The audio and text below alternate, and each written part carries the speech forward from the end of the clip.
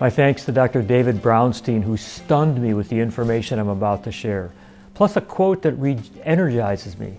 Understanding these principles reaffirms what we're doing, we're having a profound effect on people's lives. Here's what he said about prescription drugs.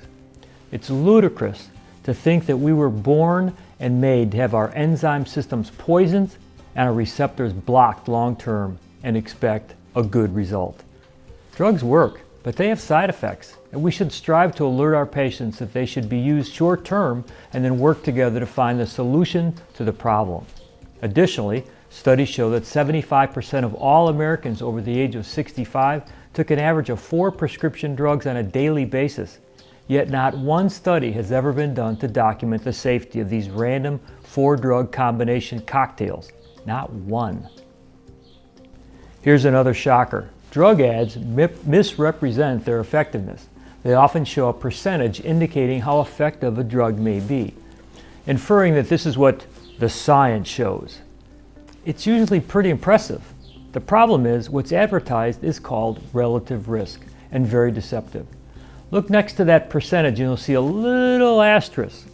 Always follow the asterisk for the rest of the story. Let's see how they calculate that number. Take the percentage of people achieving success on the drug and then divide that number by the percentage of people taking the control. Now take that number and subtract it from the number 1 to get a percentage. Let's use real numbers from a real study to make it clear. Several people in a study were taking a drug for 3.3 years, and they had a 2% incidence of a non-fatal heart attack. The control group taking a placebo had a 3% incidence of a non-fatal heart attack. We would create the relative risk by dividing the treatment group, 2%, by the control group, 3%, and get 0.66. Now, when we subtract 0.66 from the number 1, we get the percentage of a relative reduction in non-fatal heart attack, 34%. This is the number that shows up in the direct-to-consumer ads. And who wouldn't want to have a 34% reduction in non-fatal heart attacks? Sign me up. However, let's look at a more precise way to understand the same numbers called the absolute risk reduction. This is the calculation that the New England Journal of Medicine in their 2008 edition suggests physicians use.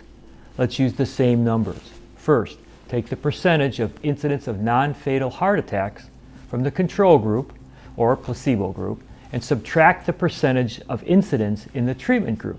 Remember, 3% is the control group and subtract 2%, which is the treatment group, and we get a difference of 1%. So by taking this drug, we have an absolute risk reduction of 1% in non-fatal heart attacks. 1% is a lot different than 34%.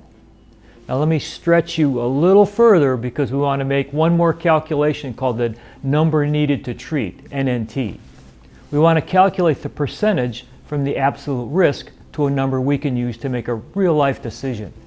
We do that by taking our 1% and divide it by 0.1 to give us a whole number, and our answer is 100. Well, what does this mean? It would take 100 people to take this drug for 3.3 years to prevent one non-fatal heart attack. The cost of that drug for 3.3 years is over $550,000. Is that a good investment?